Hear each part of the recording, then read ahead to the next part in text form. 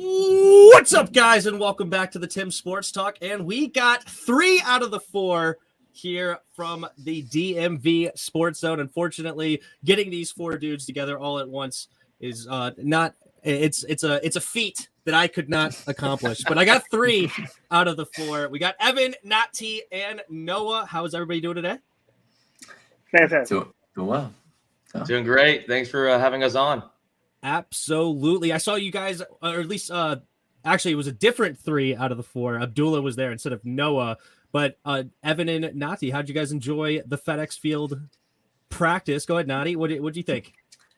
Yeah, I loved it. I just love when the team allows us to go to these team practices or team events for free. And that's what the trading cap practice was. I love seeing the players out there on the field in their Commanders practice unis for the first time, right? And I love seeing Jahan Dotson and what he did out there. Carson Wentz was pretty off and on, but he did show some good things. I saw the one touchdown, or I think it was a long throw that he threw to Markin Michelle, I believe, that you caught, and I saw on your YouTube channel as well.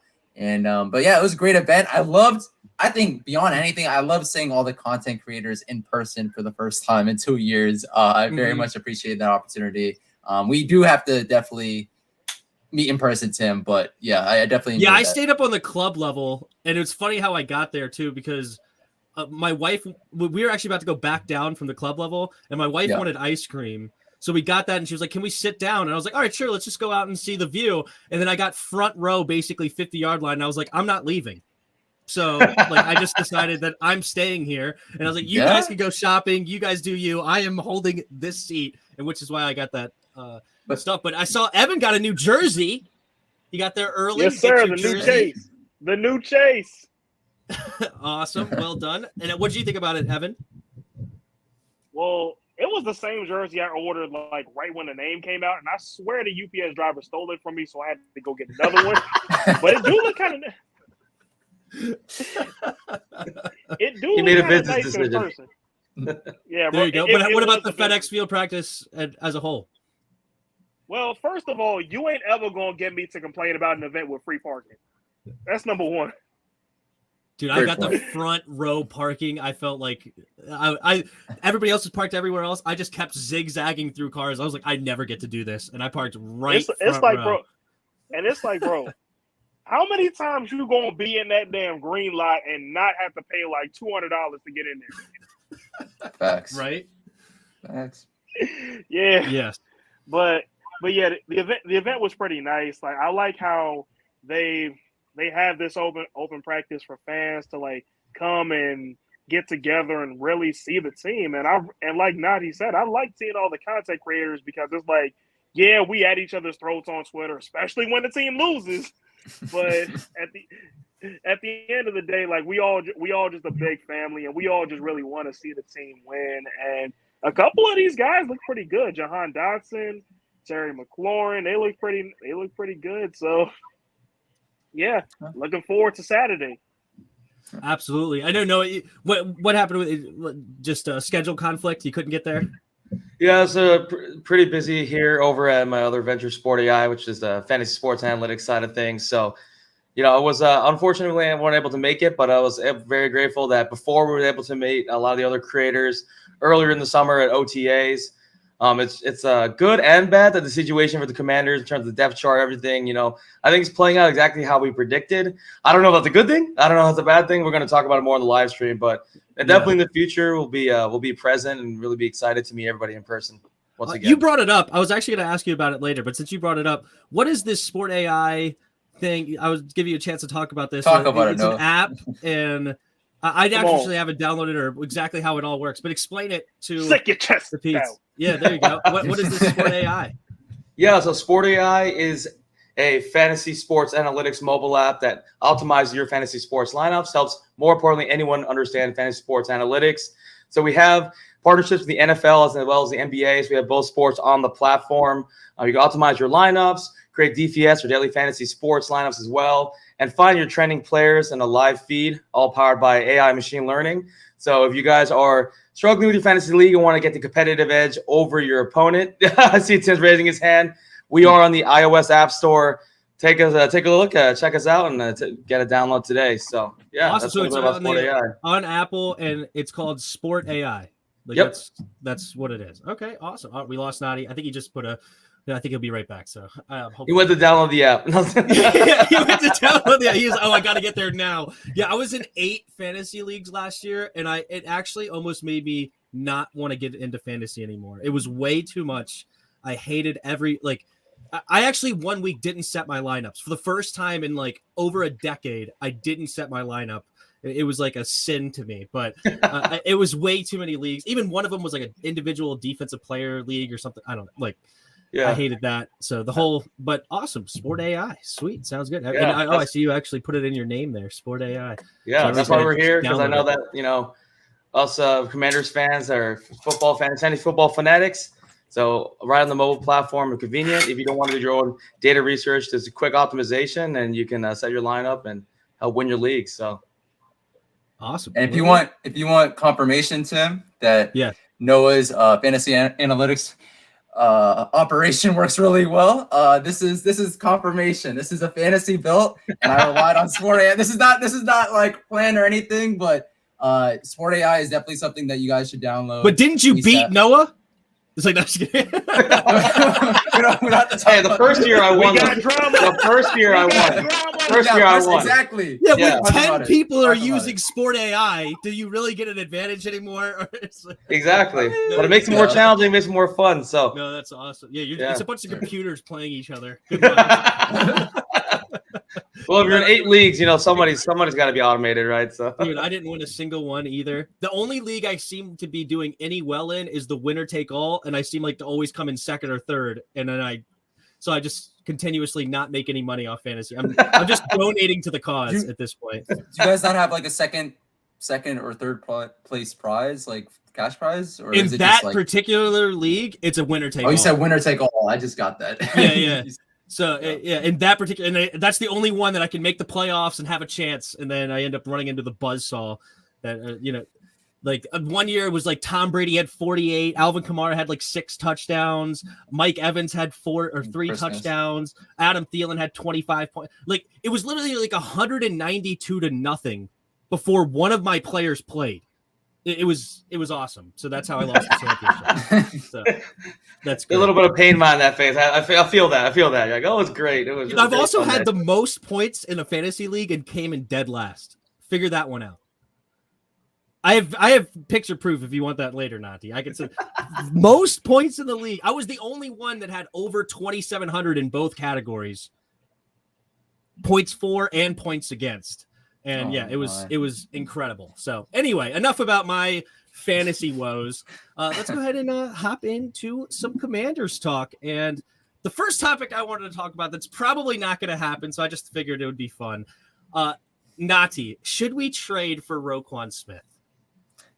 So you might have seen my video from a couple of days ago. I, as a recent Chicagoan and of course, diehard fan of this team, I think we should definitely trade for Roquan Smith. The linebacker group over the last, Pedro talked about this on his live stream, over the last 3 years, at the very least, has been the weakest, if not quarterback, the weakest position on this roster. We have Jamin Davis, first round pick, 19th overall. We still don't know what we have in him, if he's going to be a solid linebacker in this league. I would be down for trading Jamin Davis plus maybe a 3rd round pick or a 4th round pick, trying to use that sort of trade package to get a Roquan Smith, because for as much as people like to say, oh, how are we going to be able to pay Roquan Smith? There are always teams in this league that find their way to maneuver around the salary cap and get guys that they want on their team to stay on that team. And I think Roquan Smith is a great linebacker in this league. He's only 25 years old. He's just entering his athletic prime. And Chicago's in a rebuild. Whether they like to admit it or not, they're in a rebuild. They want to trade away all their at least quality assets, and Roquan Smith is one of them. And I want the Commanders to trade for him. All right, Noah. But Nadi put in a trade potential of Jamin Davis in a 3rd or 4th. That's interesting. Here's mine. Bears are known to be interested in a wide receiver. We actually have a somewhat deep wide receiver group. We spent a 3rd round pick on Diami. We, of course, spent the 1st on Jahan. Just paid Terry. A couple of other decent Dax Milne, Cam Sims, Kelvin Harmon, Mark and Michelle's been great. I say trade away Curtis Samuel and a 3rd-round pick or a 4th-round pick. Get Roquan, save the money from Curtis's contract, and you get Roquan. But first, I want to go to Noah, and then we come back to you, Nadi. Okay. Yeah. So what do actually, you think about which trade do you like better, Jamin in a 4th or Curtis in a 4th? see, I'm siding with Tim here. If we're going to trade some young assets, we got to keep Jamin Davis. I talked about it in the beginning of last season. We did a recap about what we thought the season was going to go like. And I said, Jamin Davis is a better fit on the outside. He made that right move. He's not a middle linebacker, especially in a base 4-3 defense. Roquan Smith, on the other hand, is a perfect fit for our system. He's a run stopper, a good zone coverage linebacker. He'd be perfect. But like you said, it has to be for the right price. I don't think Jamin Davis is worth giving up for Roquan Smith. If we can get rid of Holcomb, even though I don't know if the Bears would want Holcomb, that makes no sense in a one-on-one trade. But like you said, we're going to have to give something valuable on the offensive side. The Bears, like you said, they're rebuilding. I love Darnell Mooney. I think he's a great fantasy asset. He's not a number 1 receiver. He should be a good number 2. So they're going to be looking for a decent, middle-aged receiver. So if Curtis Samuel can get off the tables, I don't know if his trade value is that high because let's be honest, he wasn't playing at all last year. He was injured. Even when he was kind of coming back, he didn't look like he was the same player that was on Carolina. So maybe we can get him and a 3rd. That's a pretty high-value draft pick for Roquan, but I think that is worth the trade. So I do think we should trade for him. He'd be a great fit in that base 4-3. Rivera's known for a defense first anyways. That's a very, very good piece to build around. However, we can't give up Jamin Davis. That'll defeat the whole purpose, right? I even said that he's very comparable to Thomas Davis. Ironically, the Commanders, Panthers pipeline is real, and he has a very similar skill set. We cannot give up on him too quickly. Thomas Davis was like that too. Everybody was saying he was a bust for the first couple of years. Now he's a borderline Hall of Famer at the end of his career. We can't give up on a player like that this quickly, but we can get rid of Curtis Samuel because let's be real here. I don't think he fits into the vision of the Commanders, and a 3rd-round draft pick, that makes a lot of sense for the Commanders. Fair enough. 1 for me. All right, go ahead, Nadi, and then we'll go to Evan. But what were you going to say? Yeah, so I referenced Pedro's live stream earlier. I'll reference it again. You made a great point in saying that I mentioned the Chicago Bears being in a rebuild. Noah mentioned the Chicago Bears being in a rebuild. Why would they want to trade for a player who didn't play much last season, is sort of kind of injury prone, and is on the books for about $13 million on the salary cap this year? That if I'm the Bears, it won't even matter whether we like the trade package or not. If I'm the Bears, I'm not accepting that package because at the end of the day, if you're in a complete rebuild, like I think they are, why trade for a guy that will, is on the books again for $13 million? It just doesn't really make too much sense. Jamin Davis offers you the potential of maybe hopefully being a quality starting linebacker. I think that might be appealing to a Bears team. And in terms of draft compensation, could be a 4th, it could be a 2nd, maybe this year or next year. Like, who knows? But I think Jamin Davis, if you center your trade package around a Jamin Davis, I think the Bears, that would be more appealing to the Chicago Bears. The reason that I think, well, first of all, they're in the market for a receiver, but I think that they want to add a talented receiver for Justin Fields. To get somebody else across Darnell Mooney. So why they would be interested in is, getting a veteran receiver that's shown that he could do it in the league. So that would be my counter. But I'm not necessarily opposed to Jamin, but the whole thing is I feel like we're deeper at receiver than we are at linebacker. So I'd want to keep the linebacker depth. Are we really that deep, though? If we get rid of Curtis Samuel, are we really that deep? Like, isn't what we've been trying to do over the last couple of years make the wide receiver position a strength? And isn't that what it is right now? Would it really make too much sense? We're not going to do this, too. Away? It's a fun thing, but we're definitely not going to do it. Because they love Jamin and Cole right now. They don't want to bring in somebody to replace. And we're doing a 2 linebacker. And David Mayo. Well, David Mayo can sit his butt on the bench. But Evan, what do you think about this? Are any of these trades making sense, or do you think we should just stick with what we got? First of all, to dispel the idea of the Bears being in a rebuild, the Bears are the Wizards of the NFL. They don't know what they do. Great point. Yeah, at least they made a Super Bowl in the past decade, so the Wizards haven't done any of that. It's not even the last decade. The bar is low. It's not the last 2 decades ago. Decade anymore. Yeah, bro. it's 2 decades. Yeah. Oh, 2008 or when 2005. It was the 2005-2006 season. Yeah. Yeah, I think it was the my God. I'm getting old out here, man. I thought that was yesterday. It was I thought that was yesterday. and Oh my even God, then, man. even Don't then, even tell me bro, that. He don't even think even about then, football their anymore. He's got the quarterback was sport Rex AI for Grossman. that. Yeah, I know how to think. Sorry, what was that, Evan?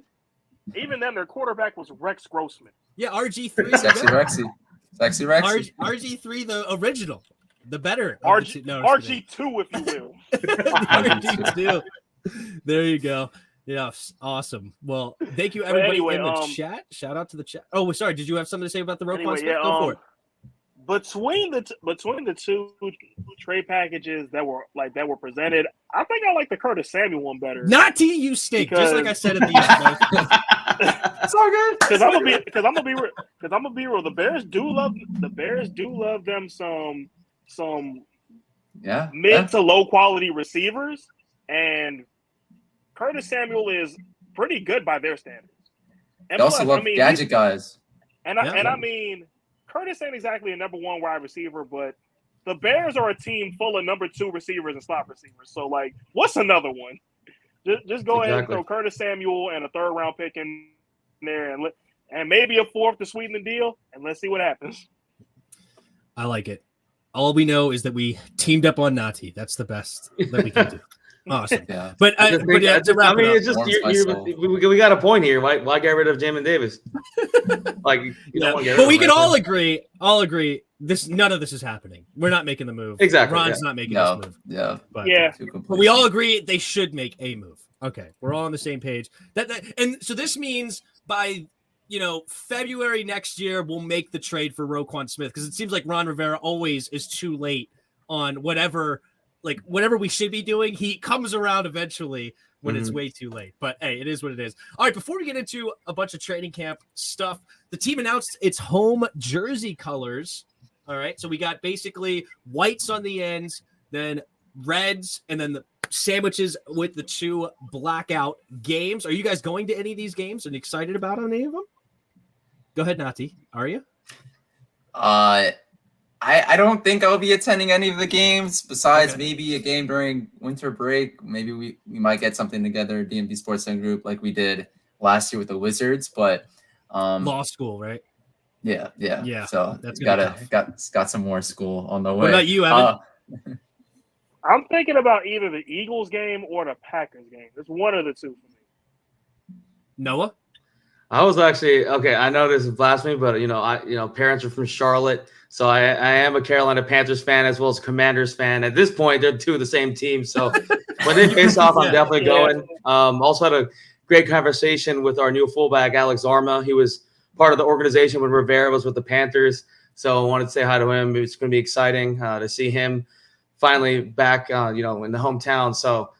Not that you got to come down. He's playing humble, but man's about to become an Ivy League lawyer. So I know he's got a real responsibility. But what do you guys think about the blackout game? The against the Vikings, we're doing. Apparently, all the fans are supposed to be wearing black jerseys. I'm just going to tell you guys up front. I don't like it because I feel like it's just going to be black and purple, no burgundy and gold. Like, hard to see burgundy when it's just a bunch of black and purple. We know FedEx Field already gets taken over by everybody else. I just feel like it's almost going to feel like an away game, Evan. Like, what do you think about this? I like it for one reason. You like it. All right. We're dressing up in all black. In the first game Kirk Cousins comes back to FedEx Field since he left DC. We really coming to that man's funeral. That's how I choose to look at it. We only can hope. We only can hope. We're going to turn that game into a homegoing service. No, you got a good laugh out of that one. What do you think? Definitely think that it's kind of weird. Like you said, I know that there's the Kirk Cousins theme. I do find it interesting that the blackout game will be against the Vikings because the Vikings are essentially in the same situation as us. I would like it to have been one of our divisional rivals, kind of set the tone.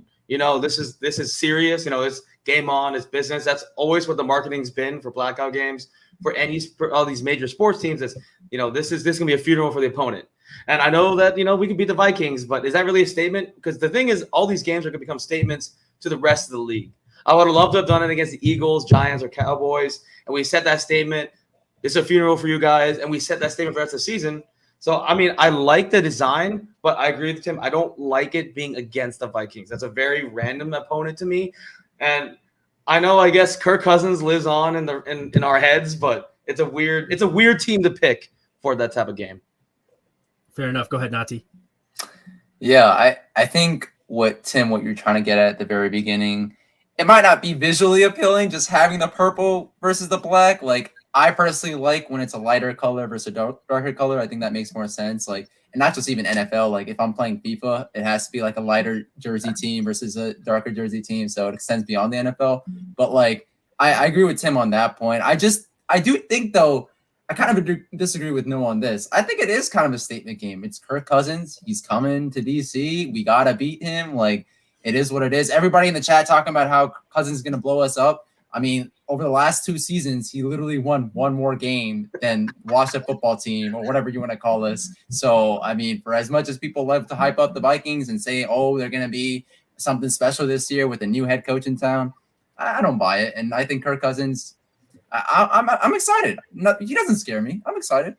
This might come back to bite me later. But not scare me. But Cousins' hate is documented. You should in the channel. You can see his documented hate of Kirk. I'm telling you, you met him in person again right now. You shake his hand.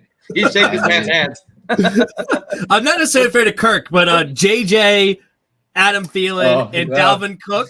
When you pair that with Kirk Cousins, then it's like, dang it. Okay. That's why he has 35 touchdowns and 7 picks or whatever he had last year. But it's just imagine this. Cam Curl picks off Kirk Cousins and the whole stadium starts chanting, "You like that." Oh, if only. That would be a top 5 moment of the whole season, bro. No matter how the rest of it goes. That would be a good one. I like that. And we got to get that going. Commanders fans are petty like that. You know we're petty like that. We will do it. One pick and the whole place will be saying you like that. Absolutely. You like that. You like that. Love it. All right. So let's get into some training camp. We've had a little over 2 weeks now, or 3. It's 2.5 weeks, something like that, right? Is how much we've had in training camp. So there's a lot to go with this, and a lot we've been hearing all throughout the team, whether it be Carson Wentz to his receivers, the tight end room with Cole Turner shining and then got hurt, or the secondary's new communication and all this. And then what are your thoughts, Noah, on this whole training camp so far? Yeah, so I think I mentioned it before in the beginning of this live stream that a lot of things that we talked about before kind of playing out. Unfortunately, good and bad. Like I said, Antonio Gibson is still having a lot of fumble issues. And I really think it's starting to become the way he holds the ball. A lot of LaShawn McCoy got away with it, kind of holding out in front of him. But he's not LaShawn McCoy. LaShawn McCoy is a future Hall of Famer. I'm not saying Antonio Gibson's bad, but he's got to hold it tight. He's having a lot of issues. That running back, I think running back is actually something to watch in training camp. A lot of people aren't paying attention to that. I know a lot of people last season was like Jared Patterson's going to get a lot more play time, but Jared Patterson might get cut. That's the reality of it. You can see the interaction between him and Rivera are very tense right now, especially, it's from a player perspective, it is an insult almost because they brought in Robinson and he's going to be like almost a replacement for Patterson, literally just a bigger version of him, very goal line style power back. And, we already have a Gibson. That's going to be our number 1 guy. J.D. McKissick comes back as receiving back. So that running back core is going to be really interesting because if Gibson falters and continues to falter in training camp, I do think Robinson will get a lot more looks. He is a very similar type of running back. I really think Gibson is starting to get misused now because, he was a receiver before he was running back. I still think he's getting incredibly misused. He should be getting used more like a Christian McCaffrey type of player. I'm not saying he is Christian McCaffrey type of player, and he's been completely misused. I think that's why he's getting fumble issues as well, because he's not that power back. Everyone's like, oh, he's big. He's 220 pounds. That doesn't mean automatically he's going to run down someone's throat. He's not that type of running back. I think it's also not helping him, and that's why these fumbles are getting to him. Of course, he's got to hold on to the ball at the end of the day, but I think he's starting to get misused. So the training camp storyline for me so far has been the running backs. I know a lot of people are talking about the other positions, but the running back room to me is the most interesting. Because on paper, it looks like we have depth. It looks like it's fine. But it could be one of those positions, once we go in the season, that could really collapse quickly. So that's why I'm really looking at that, very interested in it so far in training camp. Oh, you're on mute, Tim. Good. Yeah. All of a sudden, and then once you started talking, I had something go into my headphones. That's why I was looking around. So sorry if it seemed like I was not paying attention. But literally, as you started talking, one of those stupid ESPN just randomly starts playing a video that you never hit play on. Thanks. Anyway, sorry about that. But no, I was just saying, yes, we're gonna have some depth chart stuff, and I thought that was interesting where Jarrett Patterson was. So we'll talk more about that. But good one there. What about you, Evan? What do you like from this, or what do you think about this training camp so far? Well, personally, I'm not really too in tune with the Virginia side of things, but from what I'm hearing, Fadarian Smith ain't been too bad, and that's exact. And Mathis, that is the one. Mathis. Fadarian Mathis. I don't know why I keep saying Smith. All right, Fadarian Mathis. Fadarian Mathis ain't been looking too bad, and really, I feel like he might be our most important rookie in this class, like from the standpoint of if and when Deron Payne leaves, and let's face it, that's more like a when than an if. Like, we need somebody to come in and fill that role of run stopper on that D line, and Fadarian looks like he very well could fill that role, fill those shoes, and it don't really hurt Matters too much that he's another one of them Bama boys. So we talk about the Panthers, the Commanders pipeline. The Bama to DC pipeline is just as good of a shape. Mm-hmm. Fair enough. Yeah, we'll see. I don't know if I'm convinced that Deron Payne is necessarily out of here yet. The money is actually not crazy when you start looking into it. And Jack Del Rio and Ron Rivera love them some Deron Payne. But I know the fans are saying Jack Del Rio might not be here this time next year. There you go. There's got to be an odd man out, but we'll see how it goes. But go ahead, Nadi. What are your thoughts on this training camp? You've been doing a bunch of recaps, those. Mr. Bite D's, Jack Del Rio, who got booed in his own stadium during a training camp practice. And he loved it too. He gave the thumbs up. He embraced it. I mean, both Evan and Noah bring up interesting points regarding the running back group. I mean, and defensive line, but with running back Brian Robinson, I don't know if you remember this, Tim, but like literally right after the draft, I was talking every single video that I posted on this YouTube channel, talking about how Brian Robinson is my favorite pick of the entire draft for the Commanders, right? Mm-hmm. Even above a Jahan Dotson, which now after some months since the draft, I would definitely say Jahan Dotson is my favorite pick. But like Brian Robinson, I'm a huge fan of him. I like what he brings as a thumper, a guy in between the tackles, but an underrated part of his game, he did have 300 receiving yards and 2 touchdowns last year on a stacked Bama offense. So he does have some pass catching ability. I mentioned in one of my training camp recaps that he's being somewhat used as a pass catcher out there at practice. So it's not like he's just a runner and, not really being used at all in the passing game. So I'm definitely interested to see how long Antonio Gibson will be the starting running back here in DC. And with how contracts are for running backs nowadays, with teams not wanting to pay their running backs anymore, it wouldn't surprise me if Brian Robinson is that alpha running back for us for the future to supplant Gibson. But I think the position that is most intriguing for me, or has been most intriguing, talked about this at the beginning, tight end. I mean, Logan Thomas is going to be out for at least, in my opinion, first couple games of the regular season, just with his injury from last season.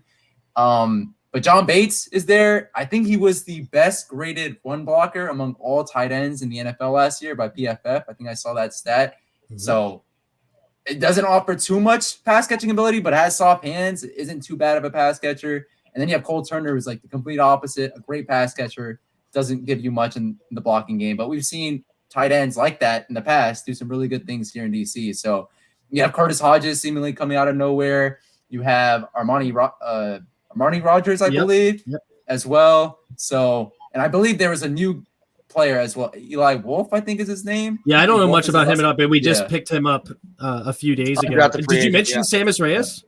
Sammis Reyes. I mean, a lot of fans are excited about him because he's an athletic specimen. But I mean, has he really done anything? Like, I don't even remember much last preseason. So I mean, Nati, you make a good point there. I think another similar player is Moritz Boehringer. If you remember him, he's from the International Pathway Program, was another, German. They called him the German Freak, was playing, hometown, I guess came to his hometown, kind of was adopted hometown in Minnesota and went to the Bengals, ended up doing nothing. So, like you said, was just as much of an athletic freak, was 6'5", huge, fast, but never could really understand that game. Of course, you got good examples like Jordan Mailata, or even on our team right now, F.A. Obata, who's from the UK. He's playing pretty good. He's a great defensive tackle for us right now. But Sammy Reyes, I agree with you, Nuts. He doesn't show that much. Yes, you can be an athletic freak, but you don't understand the game of football. You're not going to contribute to the field. And I understand why you didn't really mention him because he hasn't done that much, to be honest. Yep. Fair enough. Awesome. Well, there you go. Sweet. Good old training camp. And we'll get more into some of the depth chart and things like that on after this. But Sam Mills was fired 4 days prior to the preseason. And obviously, I'm assuming all of you are on the same boat because it seemed like the whole fan base was, why is this guy still have a job 2 years ago, let alone today? But they find a way, just kind of what I was talking about earlier with Ron, coming to the conclusion always later rather than sooner. But Evan, what do you think about Sam Mills being fired and now Jeff Sigoninia steps in? Do you like Jeff Sigoninia? If I know you probably don't know a whole bunch, do you want to keep him there, or do you want to go with a Ryan Kerrigan who is right now shadow coaching? I actually don't know too much about him. So I feel like this could be a good way for Ryan Kerrigan to segue into his coaching career, because for those of us that know, coaching ain't exactly the same as playing. However, the firing of Mills sets the tone for this season as a no-nonsense, no excuses type season. Like, it's really playoff or bust for everybody on that coaching staff, and that includes Ron Rivera, and he knows that. So hopefully that message is received, and we come out with our heads on fire the second Sunday in September. Nadi, do you think it had Warren Sapp and Ryan Kerrigan being there had anything to do with the firing 4 days before preseason, or do you think this was really just a difference in opinion, or how do you think it came to that conclusion? And also, what are your thoughts on the potential of new coach that could be there? Yeah, first off, Tim, like you, I've been banging on the table for a firing of Sam Mills III for a while. I think it came much later than many of us fans wanted. And last year you had 4 first-round picks on the defensive line, and to put up the production that we did, to do the things that we did, the lackluster play, like inconsistent at best play that we had across the defensive line, I think we needed a change. But in terms of Sam Mills transitioning over to Ryan Kerrigan or Warren Sapp, I don't think this team is ever gonna hire a Warren Sapp, given his transgressions in the past regarding women. Some of them have been allegations and stuff, so we don't know if they're confirmed. But I just think this organization is trying to steer clear from anything regarding violence against women or any harassment against women. And so I don't think there's going to come a point. Yeah, and for good reason. I don't think there's going to come a point where Warren Sapp is hired. Ryan Kerrigan, on the other hand, he's shadowing coaches right now. He's just trying out some things or trying to feel, the coaching position and try to see if he's a good fit. And ultimately, if he wants it, I think Ron Rivera will definitely hand it to him. But as of now, I think the new defensive line coach that we have, the assistant who played, I think, in the NFL for a large number of years. And over 13 years. 13 years. Yeah. An assistant here for 2 years as well. I think he's definitely up for the job. And he was the one who brought in Warren Sapp as well. So I think I don't necessarily not like the situation as is with Jeff, and then with Warren Sapp and Ryan Kerrigan brought in just as consultants pretty much for the defensive line. True.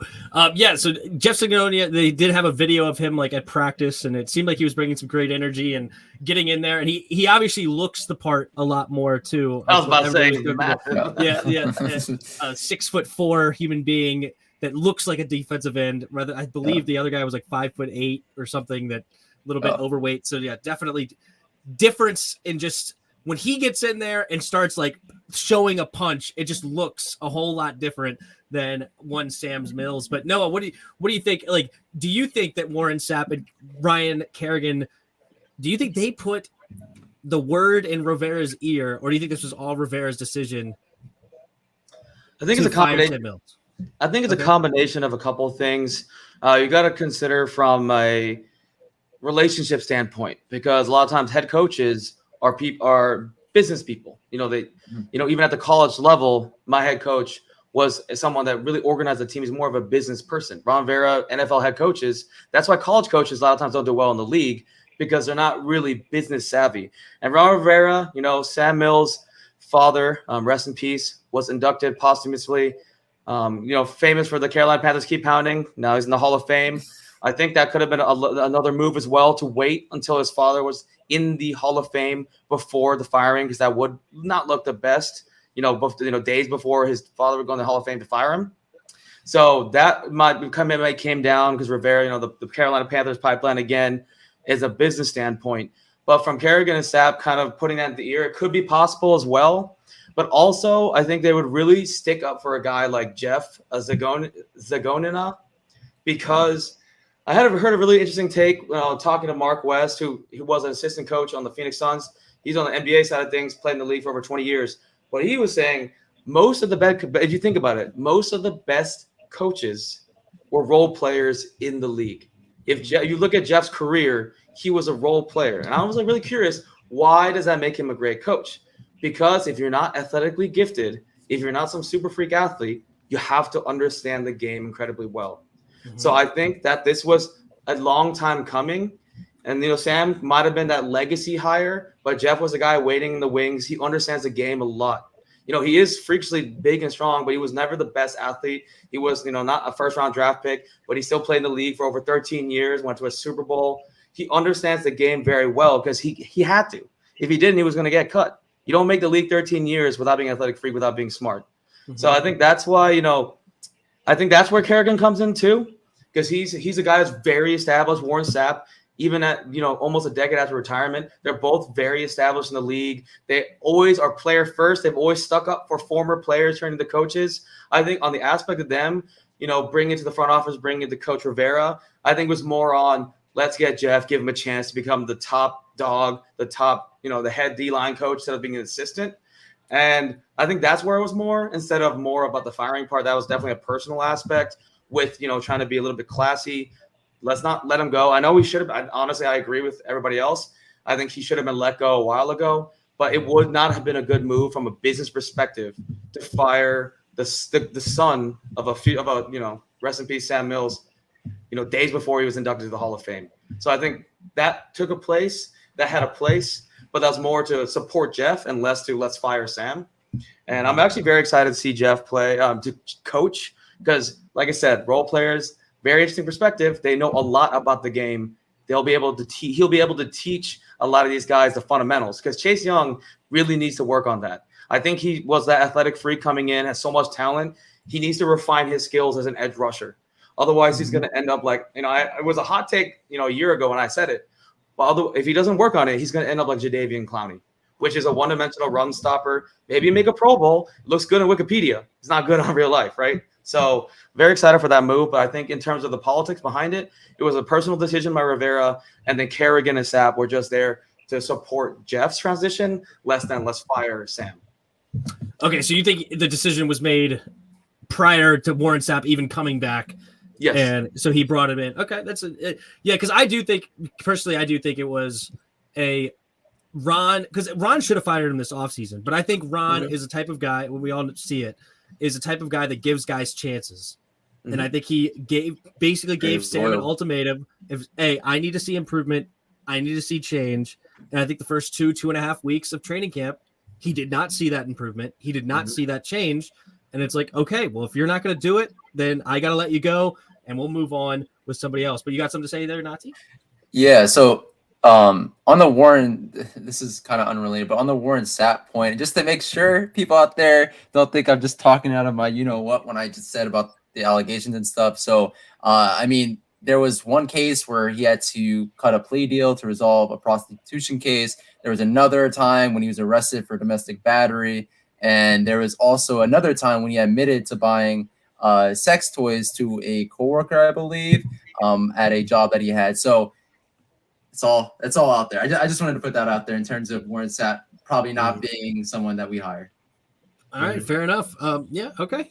Yeah, I mean, I wasn't questioning it. I don't know if you saw somebody in the chat question it, but that's fine. No worries. But I hear you, and I don't even know if he really wants the job either. I think he is. He's friends with Jeff, right? I believe that's what the whole thing is. So I think he's just coming out here for a friend. Yeah. Mm-hmm. So I don't think he wants to come out here for a full-time gig. I think he's just hanging out because he's drooling over those Bama boys. Seems like he will fit right in here.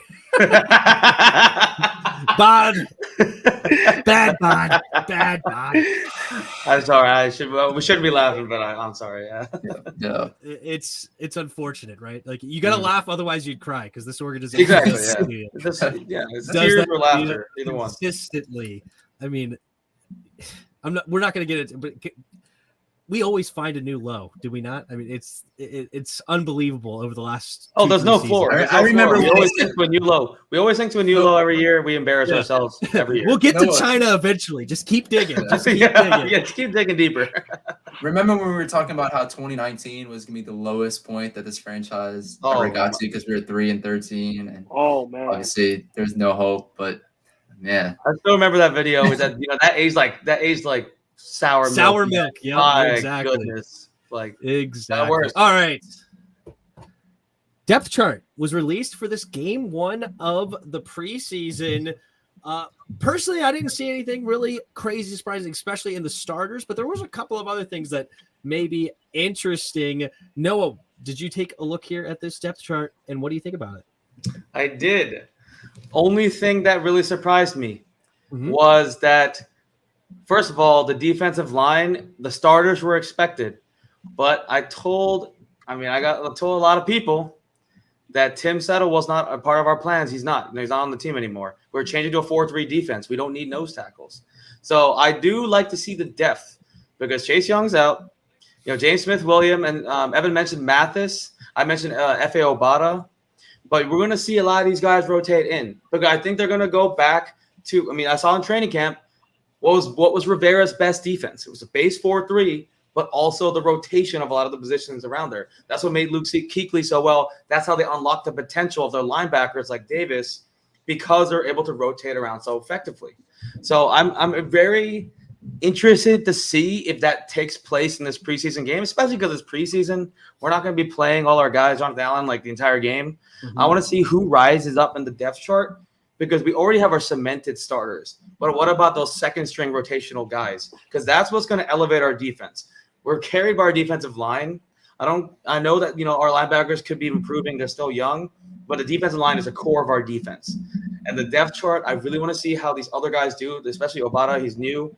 Our rookies, Mathis. I want to see really how they integrate and can they be that guy. On that 3rd and short, we got Jonathan Allen pretty tired. Controversial move. We're going to pull him out. If he's tired, pull him out. Put in another depth guy.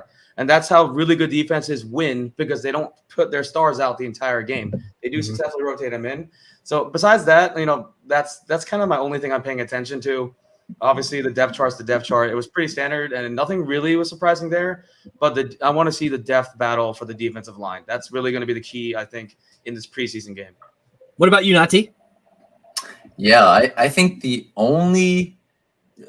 actually crazy because I think this depth chart, at least among those that have been released in recent years, like the first unofficial depth chart, has been the least surprising to me. I think all the starters that I thought would be starters on the depth chart ended up being starters. The only surprise for me was Jaret Patterson not being listed among the top 4 running backs, and Jonathan Williams actually got the nod over Jaret Patterson. It was surprising, not necessarily because of what we saw on the field, because I went to the training camp practice on Saturday, and Jonathan Williams did some nice things. He did some nice things, but it's just more so like we kind of just expected Jaret Patterson being among the top 4, right? Just given how much he wants to be here, some of the good things that he actually did on the field, both in the preseason and regular season last season. Like I felt like that was the only real surprise, but everything else was pretty much just was all chalk. Like it was everything that I expected. Fair enough. Go ahead, Evan. Yeah, like Nadi said, there were not a lot of surprises here on this depth chart.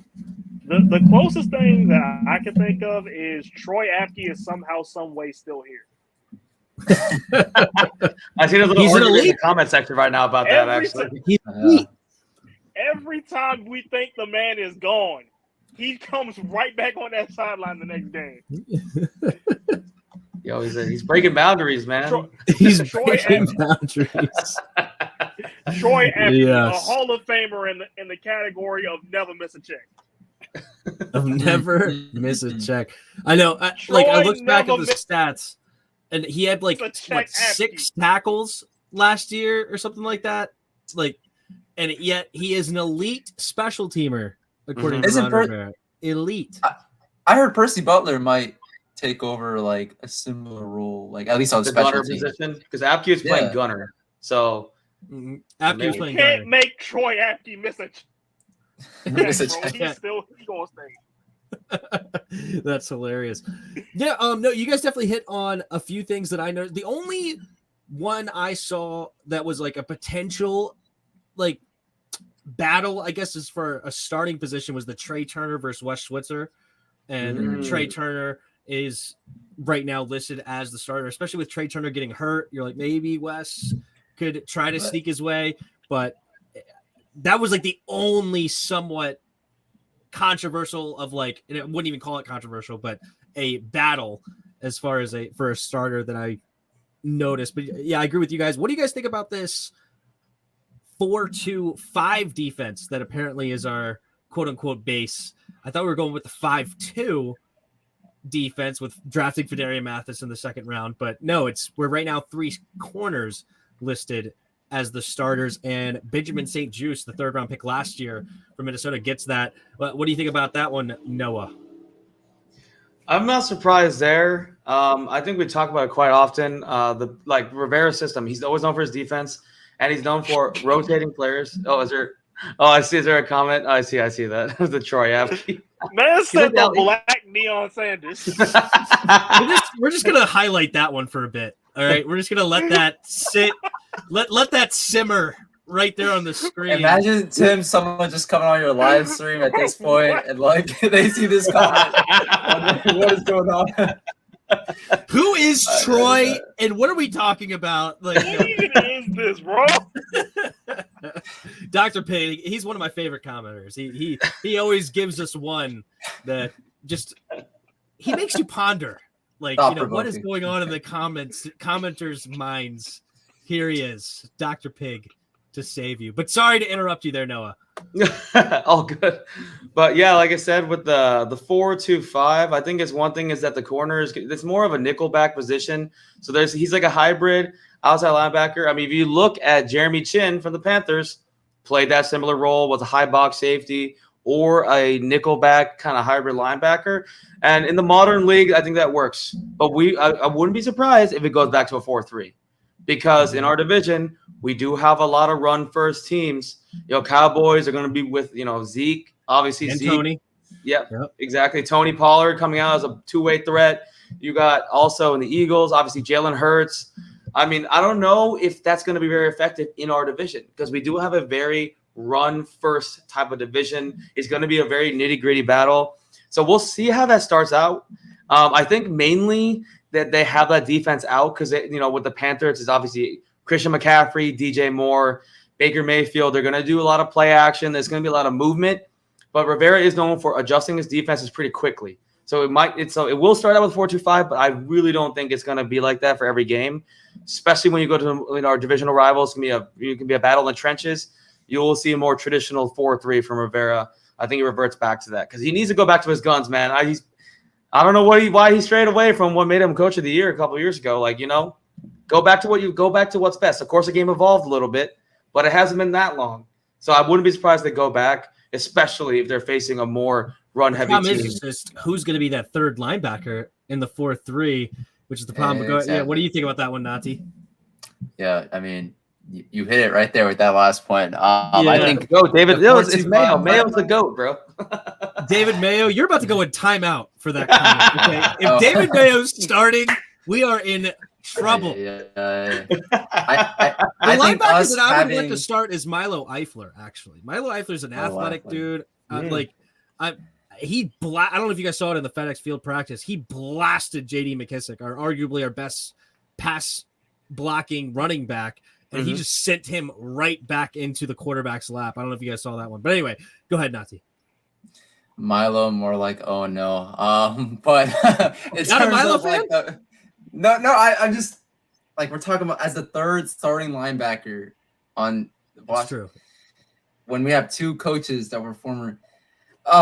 Okay, so I think the 4-2-5, two things. I think it's an indictment on how bad our linebacker group is, right? With Jamin Davis, 19th overall pick. I think he's gonna have a good second year, but we still don't know what we have in him. Cole Holcomb is good, but like outside of that, we don't really have too much depth. We don't have a guy that's worthy enough, in my opinion, to be a third starting linebacker on an NFL team. Second thing, I think it's also a sign of approval on Benjamin St-Juste, who we didn't talk about at all yet, but I am high on Benjamin St-Juste this year. I think last year was a super underrated player for us when healthy. He was arguably our most consistent DB when healthy, especially first half of the season when everybody was struggling. And then concussions sort of got in the way. I think he had like back-to-back concussions, or he was still dealing with his first one. I don't know what happened there, but I mean, everybody knows his size, 6'3", 200 pounds, right? Like, and it goes even beyond that. Like, he seems like a hard worker. He seems like a guy that coaches can trust, and I'm excited to see Benjamin St-Juste in his second year in DC. Yeah, well, apparently John Keim said that Derek Forrest was actually the third DB, or the fifth DB, I should say, in this situation. I was thinking third safety, but fifth DB as far as this ones were concerned, which is actually kind of interesting, of using him in kind of that nickel / linebacker hybrid role. But I don't know. It's definitely interesting. The other big battle, I guess you could say, is this wide receiver room. I mentioned earlier that I think it's pretty deep, and I think it's an interesting group. And currently, the top six are, of course, the starting McLaurin, Samuel, Dotson, but then you got Brown, Milne, and Cam Sims. But Alex Erickson right now is listed as the starting kick returner, punt returner. Is he pretty much a lock? Is he the DeAndre Carter this year of he is going to make this team, even though he might not be the best receiver, even though DeAndre Carter played well last year, might not be one of the top 7 receivers, but he has this kick returner role. Go ahead, Evan. What do you think? You think Erickson makes this team? I think he absolutely does. And for the sole reason of when you look at special teams and kick returner, punt returner, the team has been really shaky for the better part of the last 20 years. I mean, the best guy that we've had that I could think of, like this century, is maybe Rocky McIntosh. And that was a while ago. So at this point, I feel like his odds to make the team and that kick returner, punt return slot are very good, especially because it's pretty evident the team is looking to move on from Danny Johnson. So, yeah, I like his chances. What about you, Noah? I don't know how I feel about Erickson because, I mean, as his time on the Texans, I mean, he could barely get play time and they're like one of the worst teams in the league. Obviously, he's here for special teams and return skills. But in my opinion, it'd be better served for Jared Patterson. I mean, Patterson was taking kick returns and punt returns, and that's why I'm very puzzled. But when we went to OTAs and training camp, you could sense it. There was some tension between coaching staff and him. He really felt like that odd man out. But in my opinion, running backs need to have more depth. We need to have at least 4 running backs on the team, and that last 4th running back can play a lot of different positions. We already are loaded in the receiver room. I don't know if Erickson offers more than Patterson. Okay, at this point, you're directly comparing the two because one will get cut and one is going to stay. One will be the full-time returner, special teams guy. So in my opinion, I don't know. Obviously, this is my opinion. I really think, unfortunately, Erickson will be the guy that stays in this team. But I really think Patterson is the better option because we can help develop him. And I think he's shown that he could be a superior, at least in the punt return. Why not put him on kick return? It's a little bit different, but he's got the speed. And he can be someone that plays more consistently because Erickson, outside of returning, cannot play receiver.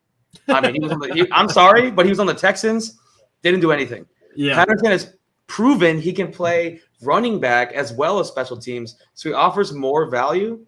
Obviously, it's up to the coaching decision, and it looks like Erickson is the favorite player. But I think it would be a shame if Patterson gets cut. I really think Patterson should be over Erickson in the return game because he offers more to this team. But we'll see what happens. Fair enough. lastly, Nati. Yeah, someone who I don't think we mentioned in this discussion is Dax Milne. He was second string punt returner, I believe, on the unofficial depth chart that was released. Yes. If Dax Milne is your sixth receiver, and I think he's going to end up being that, I mean, is there really a need for Alex Erickson? Unless you think Alex Erickson is so much better as a returner to merit him being a seventh receiver on this team or being a sixth guy over a Dax Milne or over a Cam Sims. That is the discussion that I think is definitely being had behind closed doors. And I think it's far too soon to answer just because we haven't seen any of these guys in the preseason, right? We haven't seen any of these guys with live game reps. So I feel like we should definitely take a wait and see approach when it comes to the return game. Lastly, I will say Coach Rivera keeps talking about how Jahan Dotson don't disregard him in the return game conversation. Maybe Antonio Brown did it in his prime. Like, why not? But Antonio Brown was also in his prime. It's true. He also did it early on in his career. He also wasn't a first round pick, 16th overall. McCaffrey did returns too. But I'm saying he did it after he was leading the league in receiving yards. So I don't care where you were drafted. Fair. If you were 1,800 yards deep and you're still, hey, get back there to be punt return. Jahan Dotson, you could get back there to go. But you had something to say, Noah? I was just saying I was supporting your point because everyone forgets too what got McCaffrey and Tyreek Hill to the players they are today. They were returning. Even when they're much higher touted draft picks. Mm-hmm. The Chiefs had Hill returning punts, kick returns, McCaffrey returning punts. Huh? Is Hill returning now, though? He was returning when he was only seen as a fifth-round pick, right? But now, as he's seen as a superstar receiver, is he returning kicks? Yeah, that's true. McCaffrey was a high draft pick, though. McCaffrey was a high draft pick. So, I mean, if you got to earn your spot, Jahan Dotson, if he needs to prove himself, then he's got to go on kick return. And he's also a good player. So you do what you do to win games is what I'm trying to say. I think what Tim said is true. You do what you do have to win games. And he's not the number one guy. Terry's the number one guy. So as a rookie, I could easily see him getting some punt returns as well. If it's between him and Alex Erickson, I am team Jahan Dotson. Get him back there for sure. All right, let's hop into just a couple of questions of this preseason because we talked a lot about what we're looking for already. But what are we expecting, and who are you most excited to watch? In my opinion, not named Sam Howell, because I feel like we're all super excited to see what this kid, the fifth-round pick, can do. But what are you expecting here? What do you want as far as also the starters playing? Mr. Chicken Tenders. Yeah, because he doesn't eat He doesn't eat steak, like red meat. He don't eat nothing but chicken tenders. Nothing but chicken tenders specifically. Okay, fair enough. Maybe I was doing something wrong. Maybe that's why I'm not in the NFL. But no, what are we expecting? And for the time of starters, and who are we most excited to watch? Not named Sam Howell. Go ahead, there, Nati.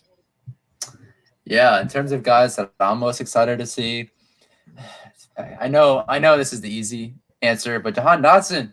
I'm excited to see what he has, right? I've been talking about. I told you. Yeah, he said. I also say except Jahan Dotson, but okay, fair enough. We go straight to the Jahan Dotson. Oh, my bad. I'm sorry. No, I didn't say it. I didn't say it. No, he was on the table for my question, but Evan told me that I should put an exception of Jahan Dotson as well. But it's fine. Go for it. Jahan Dotson, your boy. Yeah, I've been talking about. I made a whole video saying stop sleeping on Jahan Dotson. Stop sleeping on the. Did you not see him drop those three passes in the one-on-ones? Did you not see him drop those? I did see him drop one-on-ones. I did. Two wide open drops, and the other one. Keep down the low. Let's keep down the. Let's keep down the low. So we don't need to throw that off. Talk up your boy. Yeah, no, he has all the. I don't know, man. I just feel like the way that we're talking about Jahan Dotson, or the way that the team is talking about Jahan Dotson, is eerily similar to how the team was talking about Terry McLaurin in 2019. And I think they're parallelly, they have a lot of similarities in their games, and even beyond what they show on the field. Great character, great leadership, both of them, super humble guys. I'm just excited to see Jahan Dotson with live game reps. But outside of him, I will say, really, the running backs, Brian Robinson. I get that was the guy that I was talking about as my favorite. Yeah, exactly. Another one of my guys. Third round pick. He was tall and looked really athletic to me. Seeing him at FedEx Field, like seeing him live, you think of him as a power back, like all the broken tackles he has, and you see the size and this not super fast 40 of what 4.52, 4.53 or whatever he ran, but he looked like an athletic dude. So I'll give you credit for now for the B-Rob pick. I was not a fan of that pick, everybody knows, but I wasn't a fan of our whole the first 3 picks. I thought especially Mathis. Not I remember good. that. Yeah. Mathis was abysmal. When Leo Chenal's on the board for 2 rounds and you don't take him, but it is what it is. But all right, Noah, who are you looking for, and what are you expecting this preseason? I think you mentioned it before, but I'm excited to see Trey Turner because I know it's a weird pick, but I'm very curious to see this because he's 32, but he has an outstanding resume, 5-time Pro Bowler with the Panthers, pivotal in Cam Newton's MVP season. And people know this is a business. You don't bring back old players if you think they're washed up. Mm-hmm. So the fact that Rivera brings back Trey Turner, I'm very curious to see how he plays because he plays right guard and he could replace Brandon Sheriff. I know there's that battle like you mentioned, but if he can get even like 75% of his old form, we have a borderline Pro Bowl right guard right away. And he's a veteran that can help mentor Cosme and a lot of our young offensive linemen. I am most curious to see Turner play because if he can play well, he will be the bonding glue of the rest of this offensive line because you can follow. He's that leader. He's that veteran. He's that Pro Bowl level guard. And obviously we have the immediate need of someone to replace Scherf, but the invaluable impact is that he can be such a good mentor. And it's very curious. You don't see a lot of linemen get re-signed like this. He was really on the end of his career, but got re-signed, has a chance to start in the preseason. That is an interesting storyline to me. Also, the Trench Boys need some more love, so I wanted to make the lineman pick out of everybody. Yeah, everybody chooses the offensive guard to look for. No, absolutely, that's cool. All right, Trey Turner and Jahan. Evan, who you got? I'm gonna go back to B-Rob for a second because B-Rob looks like because Brian Robinson. I was at open practice. He looks like he can be a very dependable goal line back, short yardage back. I also saw him go out in the flag, run a couple screens, and that boy looked amazing. Mm-hmm. Like that, he looked absolutely amazing. Like he's got the right amount of athleticism, physicality. I just like his game, and I'm really excited to see him on Saturday. Something that he brings that Antonio Gibson doesn't is knowledge of the running back position, right? He had a ton of carries there and that's what I was saying last year is I would love to, if we could somehow find a way, of course we can't, but to put Jared Patterson's mind and Antonio Gibson's body, we have arguably the best running back in the league. I mean, that size, speed, athleticism combined with, because you watch Patterson run and Brian Robinson has it similar of they know how to let the holes develop, hit them hard and hit them fast and understand where they're supposed to get going. Gibson will run into the back of his lineman sometimes and you're just frustrated with it. And you're like, the vision is not there, but fair enough. All right. So B-Rob, Jahan and Trey Turner are your picks. I'm just going with my Sam Howell because I didn't want none of you to pick Sam Howell so I could pick Sam Howell. But just in case he goes off, then it's the best pick. But also shout out to someone supporting the Trey Turner pick. There you go. Oh, is he hurt already? Oh, yeah, he was hurt for a practice and stuff. But I don't. Sometimes it's like, are they actually hurt, or is Ron Rivera just giving him a day off? Because I think that they are just completely trying to baby Curtis Samuel, in my opinion. Like he was not actually really hurt. Yeah, they were like, you know what? You had a good practice, missed 2. It's fine. You're a veteran or you're hurt right now, whatever. And then maybe Jacksonville will start to think, oh, maybe he's not playing week 1. I think he'll be just fine. But I feel like some of those other players are getting the similar treatment, but maybe it's just a conspiracy theory. But no, there's a lot of people that are because I like Milo. I'm curious if he could be a third linebacker for us. Of course, you have the Fedarian Mathis. Is he going to be a run stuffer in there? And Corn Elder right now is listed as the 4th corner. Is he going to get some PT? Those are some guys that I am interested in watching, but I'm really just, as I'm sure we all are, we're interested in just watching some Washington football, which will be fun. All right. On to the season outlook before we head into, we are talking to the DMV Sports Zone, so we're going to ask more about the other DMV sports here to end this show. But The season outlook here. What are we expecting from this team? How far can this team go? We're going to start with the pessimist, Nati. Where do you have this team ending up? What's your record prediction? All that good jazz. And where do you see this team ranked amongst the league? Yes, I am very realistic with my record No, predictions. pessimist. Go. No, okay. I'll back it up. In Yeah, 2020, predicted 7 wins. We won 7 wins. Last year, I predicted we win 8 wins. We won 7 wins. So pretty close. But this year. Oh, so you were an optimist is what you were saying. You predicted over. Last year. Compared to where we, I guess, if you look at it that way. Yeah. But 9-8. I think Carson Wentz is going to put up a similar season to the one that he had last season. Okay, everybody loves to talk about how we have better weapons on our offense than the Colts had. In terms of receivers, I agree with you, but the Colts had arguably the best offensive weapon in the entire NFL last year, Jonathan Taylor. They did not ask Carson Wentz to do too much on the offense. When it was his time to actually carry the team on his back, the last 2 games of the season, he wet the bed. That's all contributing to the 9-8 take. Also, the Colts had a top 10 scoring defense last year. We were not even close to being that, even while we might have more talent than the Colts defense did have last year. We don't know when Chase Young is coming back. So for all those reasons and more, I have us going at 9-8. But I guess optimistic Nazi coming in, I do have us making the playoffs as one of the wild card spots, largely because of our schedule and how weak the NFC is. But that's besides the point. I do have us making the playoffs. Making the playoffs as a wild card at 9-8. Interesting. Cool. All right. Noah, outlook for the season. What do you think? Where are we going, man? We going to the Super Bowl or what? So I see a lot of people putting their predictions in, kind of agreeing with Nazi. I ain't gonna lie us on Corey. I don't know if it's 11-6 and 12-5. That may be a little bit optimistic, but I think Corey's realistic. I think he's very realistic. 12-5. I think for us, realistically, we could finish anywhere from 9-8 to 8-9. That could switch, because I will say that we do have some weak games, but we are playing the 49ers. We're playing the Browns. We're playing Packers. Like, these are teams that, like, who knows with Watson though? Exactly. But we're playing. But it depends how the appeal works. But as of right now, I think he plays this Watson whole year. will be back. He plays this whole year, because the NFL wants to take his freaking money, so they're going to suspend him next year when he's actually going to get paid like $50 million. So I think he plays this whole year on $1 million, make your measly $1 million, and then he's going to miss all of next year. I heard they're going to impose a fine though, or that's what they want to do on the appeal, like fine him the whole season and also fine, or that'd be smart. Get him out the whole season, also fine him. Yeah, that'd be a good way to do it too. Yeah. Okay, sorry. All right, so you say somewhere between 8-9 and 9-8 for this team. Do you have us making the playoffs though at 9-8?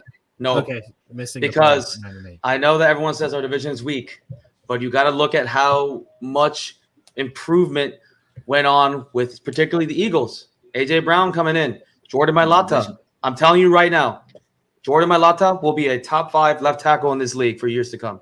He is one of the most gifted players. He's only played football for 2.5 years, and he's already a borderline Pro Bowl left tackle. He's gonna be their anchor.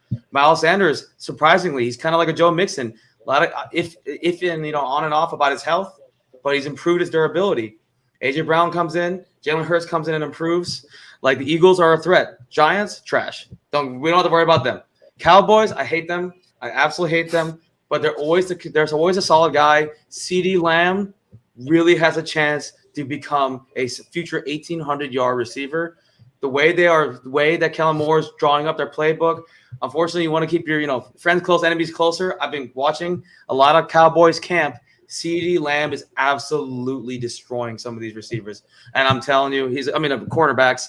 So these are two really corners big can't threats. cover. They suck. Trayvon That's true. Awuzie is their number 1 corner, so maybe that's a grain of salt. But the Cowboys and the Eagles are a pretty big threat in our division, so we can't. It's not going to be an easy game. I don't see us winning a lot of those divisional games. Giants, I see us destroying them. They're terrible. But with the Eagles improving that much, I don't see us. It's really going to be tough. We're either 9-8, 8-9. With a lot of other teams improving, we haven't. I don't think we've improved enough. I think we're really close, but we're not going to make the playoffs. Which is why we always say the Commanders are a poverty franchise. Could we bring our hopes up? We bring our hopes up, and they crush us. So maybe I'll be the pessimist this time. I don't think we make the playoffs. Got it. All right, Evan. You're up. I'm gonna say Where we 10-7, and we get in as a wild card. And I say that because number one, if you remember, this team actually was a playoff team as late as December until COVID and all the injuries and everything started happening all at the same time. And also, COVID's not going anywhere. Yeah. And also, are we going to talk about that? And even with like pretty much half the roster, we gave the Eagles all they could handle twice. So imagine what we could do to them with a full roster. That's number one. Although I do think Philly wins this division still. Number two, the second thing is this is how you know I think highly of this particular Commanders team, because in my opinion, top to bottom, the NFC East is the second best division in the NFC behind only the West. I agree with that. And I still have the Commanders winning 10 games and making the playoffs out of this division. But all in all, I think it's the right mix of there's a lot of talent, specifically on the D line, at the receiver core, that a playoff run very well is possible. And you add on that all of this coaching staff feels the pressure. They know that if they don't perform, if they don't get it done now, the door is right over there. It's right over there, and it's wide open. And Jack Del Rio gonna be the first one to go. He gonna be the first. Let us give up 31 time. He gone. He already knows that. Mm-hmm. But yeah, it's a mix of high talent and a lot of pressure, and I think this is the year they get it done. I'm with Evan. I have a 10-7 record here, but I'm not gonna lie. This is a team that I literally could see. I would, if you told me they went 4-13, I wouldn't be surprised. But if you told me they went 13-4, I would not be surprised. Our schedule is extremely light. Carson Wentz can easily go on a tear, or he could go on a pathetic run. You never know what you're going to get with him. But I think a 10-7 record, Coach Rivera coaches tough teams. We found a way to sneak out 7 wins the last 2 years. We beat teams like Tampa Bay and Oakland, or I say Oakland, Las Vegas, who was solid. Obviously making the playoffs last year. So we find ways to win some gritty games, but we have a tough or easy schedule, I should say. Last year we had a super tough schedule, like one of the hardest in the NFL. And then this year we have one of the easiest. So I think we can win 10, but also I went back and looked at the 15-1 season for Carolina. Obviously nobody was predicting 15-1, but the best I was seeing was maybe 11-5. Most people are having them as a 9-8 team. Why not us? Why not us? I will say that 2015 team though did have MVP Cam Newton. I don't know if that's going to be MVP. Their defense was elite too. Yeah, I'm just saying we've got the talent to match that stuff. I mean, Carson Wentz has had a season. I'm going to have to do something crazy if we get MVP Carson Wentz. I got to think about it. Like, I'm just saying, Carson Wentz has had an MVP caliber season through 13 weeks. Through 13 weeks. So go. Okay. I literally, just because this is top of mind, just mentioned this. Pedro's stream.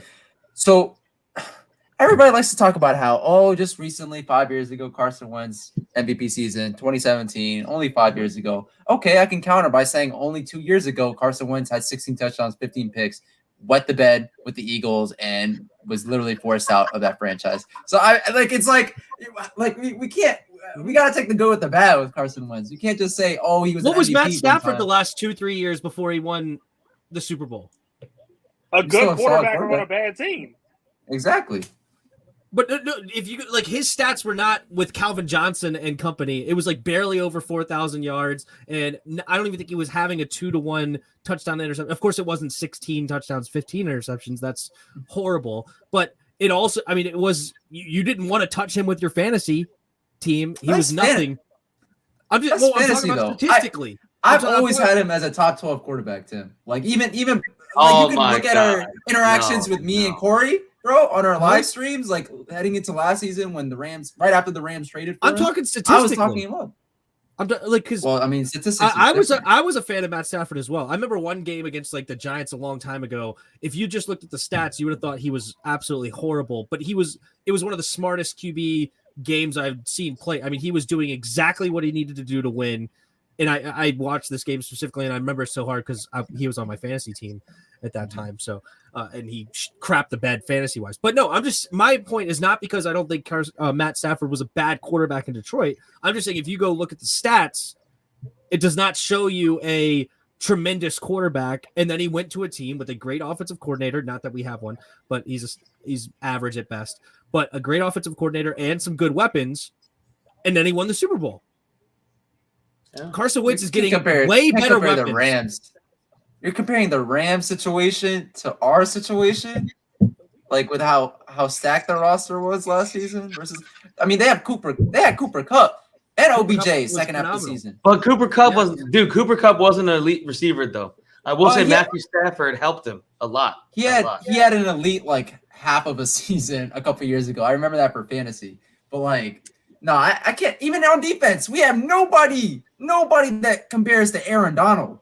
Like Jonathan Allen or Jalen Ramsey. That's fine. But we do have a like as far as the talent goes, we have a solid defense. Like our defense should be. We've been top saying 10. That, Tim. We've been saying we've had the talent for so long. All we're talking about is hypotheticals right now. We're seeing where we could go. And I predicted a 10-7. I'm not predicting 15-1 or 15-2 or 14-3 or something like that. I'm not predicting that. I'm just saying I completely. If you told me we went 14-3, I wouldn't be like, you're an idiot. No way. Like that's impossible. Stop it. I could totally see a path where things start to click. We have a ton of weapons around because what Scott Turner is trying to do, and you guys can correct me if you guys see any different, is he's basically trying to get 5 weapons on the field that he could put anywhere on the field. Right? Like Antonio Gibson, you could put anywhere on the field, right? I guess other than like tight end, but even our tight end, Cole Kelly, you could put anywhere other than running back.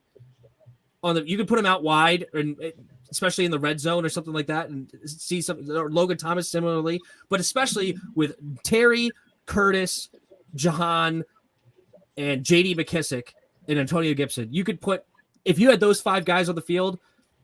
As a defensive coordinator, you have no clue where some of these guys are even going to line up. They could be anywhere on the field. So that's where I'm seeing this. And I think that offense could get potent if used properly. And we have a quarterback with the arm that can actually do it, unlike last year or the last couple of years. Tim, so on Daniel's point too about the John Allen, I mean, yes. I know Tim knows this. I think everybody knows this. I'm a huge John Allen fan and stuff. So I'm not like slighting him anyway, but saying like, if you're comparing John Allen to an Aaron Donald, I mean, that's like saying John Allen's next up. That's like saying the Dolphins were next up in the AFC East behind the Patriots for like 20 years, right? But the Patriots were clearly like, it wasn't just the first number 1, number 2 ranking. Like the Patriots were by far the best team. So like, I don't know about that take, but sorry to, yeah.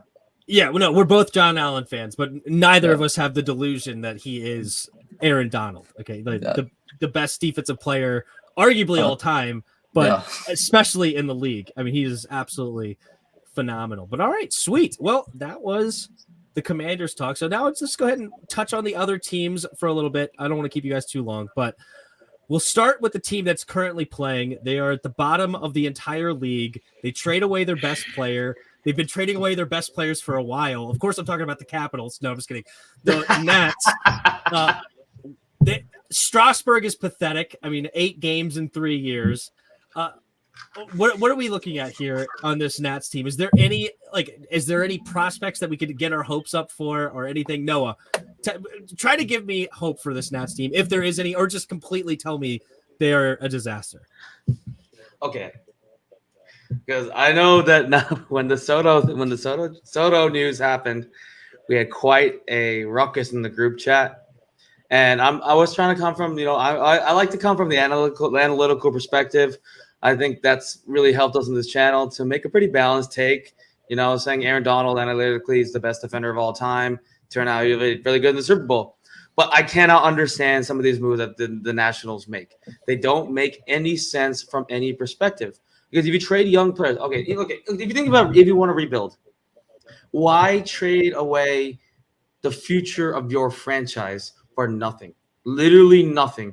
And it's like almost like he didn't even get in trouble or anything. It's not like he's like used, like he got in trouble. He needs to be traded. He needs to be moved. What is going? He wasn't even disgruntled with the team. What is going on? Our AAA system that has very few prospects You know, right now, like they're really it's like they're just so set on like this middle stage with like we're gonna add some new young pieces, make this team a decent team, but it doesn't make any sense. Why get rid of your best player? It's not like you can just put someone there to replace him.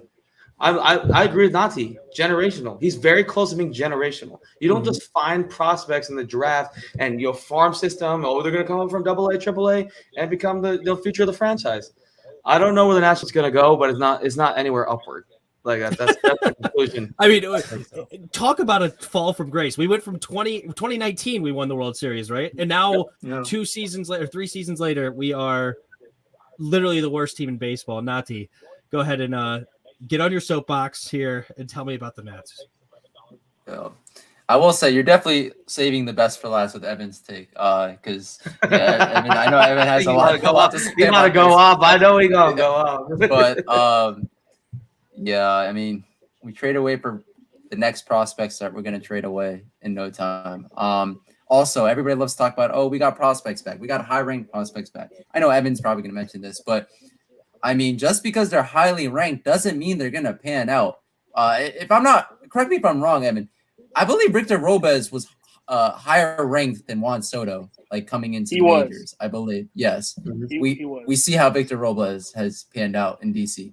Carter Kieboom was also highly ranked. We saw how he panned out in DC. So just because you're highly ranked in the farm system doesn't mean you're going to be the next great superstar. So I feel like what happened with Juan Soto, he's a generational talent, and it doesn't always happen, right? That hence the generational label. Only 23 years old. Only 23 years old, right? I don't care if we're in a rebuild. He's only 23. Like, and then people like to say, oh, he didn't want to stay here for the money that we were offering. Yeah, because we were offering him less than $30 million per year annually. I mean, I think that's only fair. If I was in his situation, I would also reject that deal. Like, I mean, given the market, given where, Scott Boras as the agent, who is definitely a pain in our side over the last couple of years, like, it's just pain. It's just pain. But Evan. All right, Evan. They hyped you up. What do you got? Let me start off by saying this is what happens when ownership just doesn't care. Like ever since the Lerners have announced that they're selling the team, they've just gone about this in a completely apathetic kind of way. Because if they were even invested at all, this whole Juan Soto thing wouldn't have been a thing. Because it's like we've seen this how many times in this situation. With Max Scherzer, there was never any talk about trading Max Scherzer until he was in his contract year. In other words, until he was going to be a rental. Even with Bryce Harper, there was never any talk about trading Bryce Harper. But with Juan, it's just I'm still having a hard time racking my brain around that myself, because it's like, on the one hand, I get it, the team wasn't competitive, but if that's the strongest argument, then that's why you trade guys like Josh Bell, Steve Cishek, Cesar Hernandez, Kyle Finnegan. The list goes on and on and on. Juan Soto is the guy. Like, basically, the best way I could put this is Terry McLaurin and Bradley Beal are what Juan Soto should have been here. Like, the guys that the team builds around. Like, that part should be a given, right? It should be a given. But sometimes weird things happen. Like, weird things happen, and we just don't even understand them at all. Yeah, my biggest honestly. Sorry. Go ahead. The only thing I could give them is the whole reason we got in this situation in the first place is from the better part of a decade selling off every good prospect we've had, really, except Victor Robles. I'm not even going to count Steven Strasburg in this because this happened because we started selling off prospects right after he got called up. Like, this is from the better part of a decade, selling off literally every prospect in the farm system except Victor Robles and Juan Soto. And allegedly, we are now the 4th best farm system in baseball, the 8th best if you don't count Mackenzie Gore, because he's in a situation where You could call him a Just called prospect, up. but he's had a lot of big league starts. So the only thing I'll give them is that they've been able to build the farm system back up in just a year. But still, man, it hurt. It hurts. Yeah. And like the best thing we could hope now is since it seems like Juan's intent on hitting free agency either way, because San Diego damn sure ain't gonna pay him. I don't know if I can use that language on here, but like with all that money they tied into Manny Machado and they just paid Joe Musgrove, they have no money to pay Juan Soto, so he's going to hit free agency. And by then we're gonna have a new owner in place. So the best thing we can hope for is that A, this new owner gets Juan back, and B, he stops getting rid of all of our best players by paying them what they're due. Because it's like the Commanders understood that message when they paid Terry McLaurin. How exactly does a team owned by Dan freaking Snyder understand to pay the players what they're worth, but a team that just won the World Series 3 years ago can't? I don't get it. Yeah, I didn't like when they traded Trey Turner last year. I thought that was well. I also didn't like that we let Anthony Rendon go. Like, and then the Commanders got another. And then the Commanders just got another Trey Turner. Yeah. Wait. Oh, okay. Well, I liked Trey Turner a lot, and obviously I think everybody did. But anyway, so I thought that was odd because he's also young because he's like what 26 or something like that. Like 20. Yeah, he's in his late 20s. Is he that? Is he even that old now? I thought he was even younger. Well, anyway, I thought that one was a weird one too. Now he's older than me. I know that. Okay, fair enough. Well, yep. So what it sounds 29. Like is we're hoping on some prospects, and we'll see if it pans out. But yeah, it's at least they gave us one, I guess, right? At least they gave us one World Series before it was over. Yeah. I was just gonna say as well, like, I mean, to reiterate what I said earlier about like the generational thing, like you just got to pay your generational talents. Like if they show up and they show you that like they're more than just great prospects, they're good, like they are actually great players, you just got to pay these guys. And like secondly, I think another thing that we didn't even talk about that also hurts in the situation, we are promised like implicitly, right? We weren't really actually no, the GM Mike Rizzo even talked about how we're not going to trade Juan Soto one point in time, but we were promised after trading away Max Scherzer, after trading away Trey Turner, after just letting all these guys go, Bryce Harper as well, Anthony Rendon, we were promised, or we thought that Juan Soto was going to be the one guy. Oh, forget about it. We're going to sign. We're going to re-sign this guy. Like this guy is too good to just let walk out the door. He just ended up being like the rest of them. Yup, it is what it is. All right, the poor Nats. But hey, let's go ahead and move on to the Wizards, who did pay their man Bradley Beal, and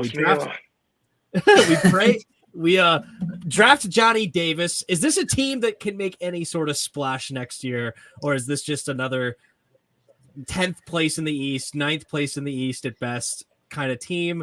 And we'll see. Good, but go ahead there, Nati. We'll start with Nati on this one. What do we got here in the Wizards, in your opinion? Oh, I know for sure. I say I'm realistic when it comes to Commanders, but I'm definitely pessimistic when it comes to the Wizards. They got no chance, my guy. For good reason. No chance. No chance. I can't wait. No, I knew you were going to say that. We talked about before the group. I know.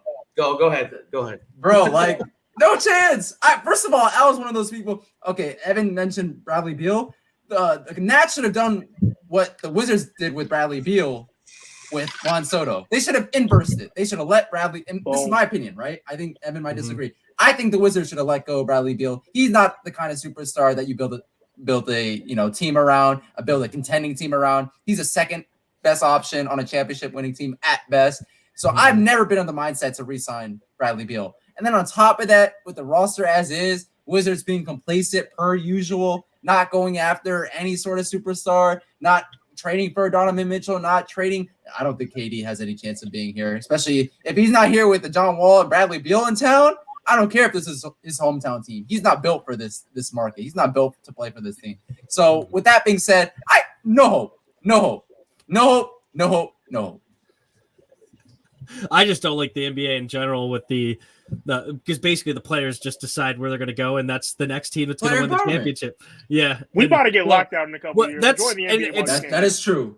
Great point. It is great for the players. Obviously, they get to play with who they want to, and they can try to build a team to help them win a championship. But it sucks when you're a fan of a team and you're like, all right, well, if they don't pick my team, I may as well pack it up because I have no hope. But go ahead, Noah. What do you think about this Wizards team here? Do you have any positive things out there? Okay. I'd say the Wizards make the playoffs.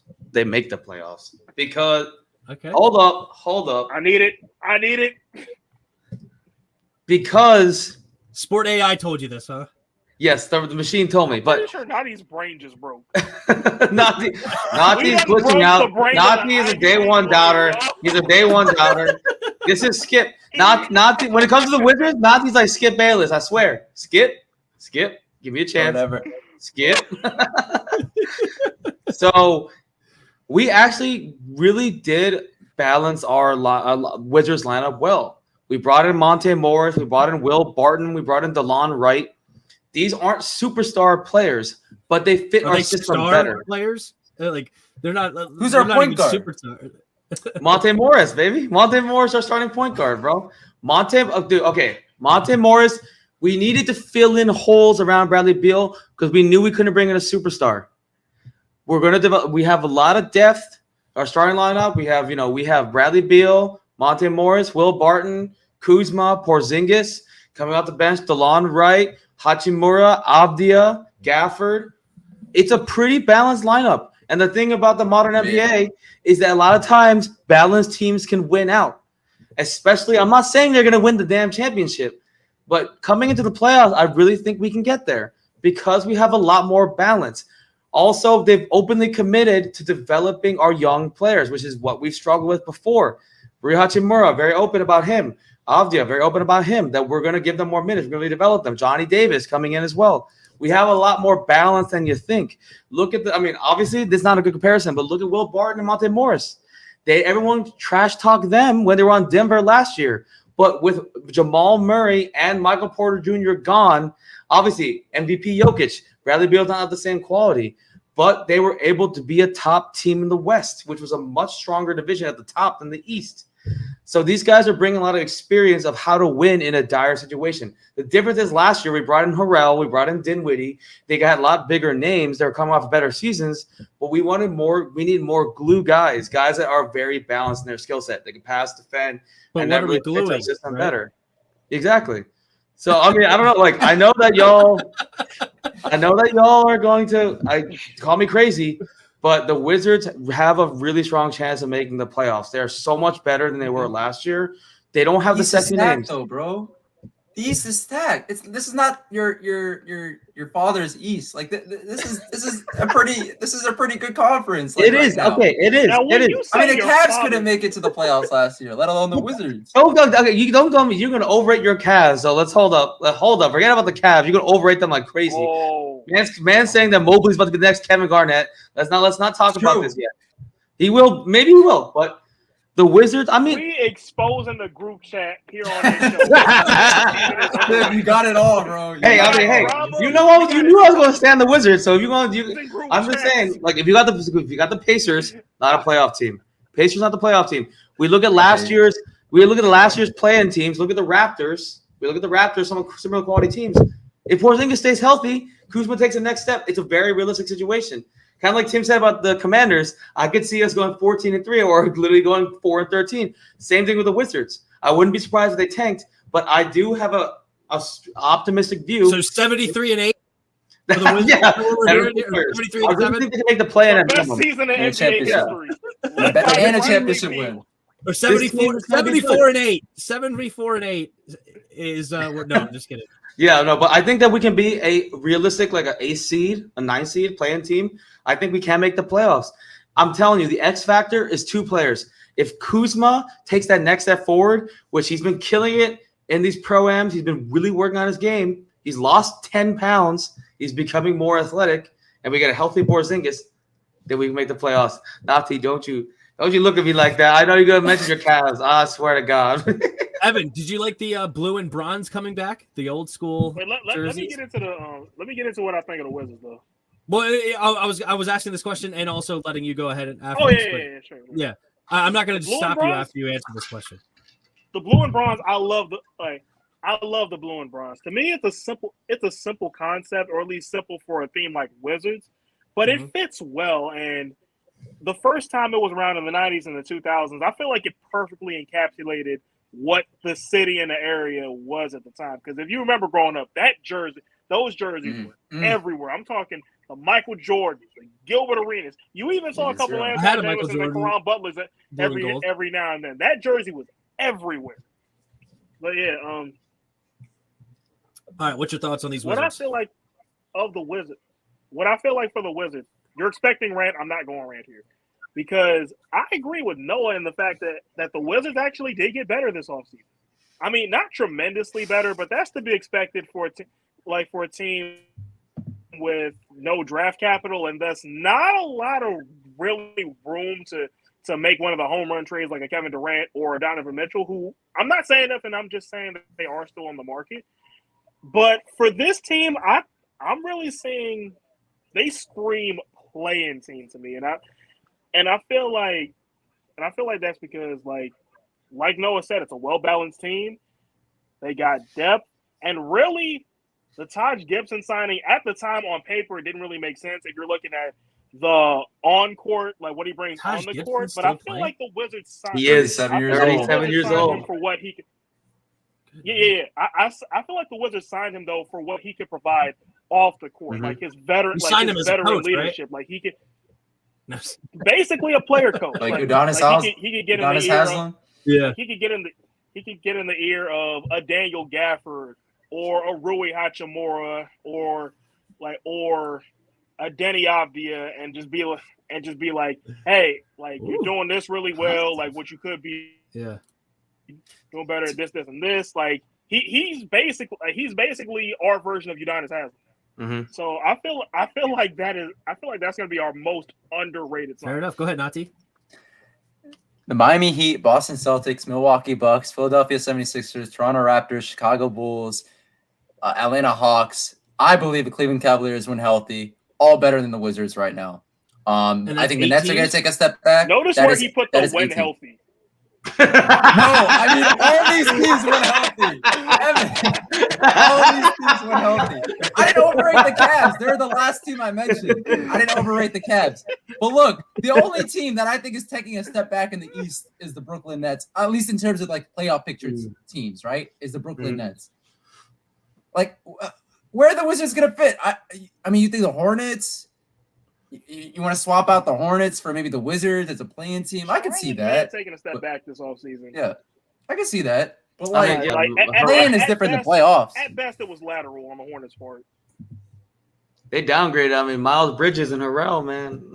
They playing for the penitentiary team now. They're not playing in the NBA no more. So fair enough. But you cannot tell me the Wizards are better than the Cavs. I know we had that discussion in our group chat. Stop it. That's blasphemy. I'm sorry. I know the Cavs haven't done much in the last couple of years, but in terms of talent, like in terms of what is on their roster when healthy, people forget they were one of the best teams in the Eastern Conference last year when healthy. Darius Garland, Evan Mobley, and Jared Allen. So were the Bulls.